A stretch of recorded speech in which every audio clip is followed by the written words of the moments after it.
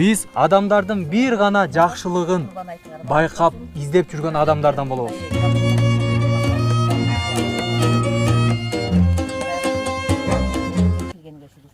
Мен бүгүн элдер айттык кылып кийим-кечек бир нерселер подарок этсе, мен китеп бергим келип атат силерге.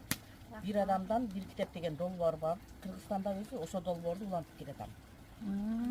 Ошону долбоорду улантканча мына Гапыр Мадаминов деген агайды сен жакшы билесиң, аркаң болуп. Гапыр агайбы? Ошонун ата-энелер сиздер үчүн деген китептерин белек кылып силерге бергим келип атайын алып келдим. Рахмат. Биринчисин могу Айым деген досума берейин.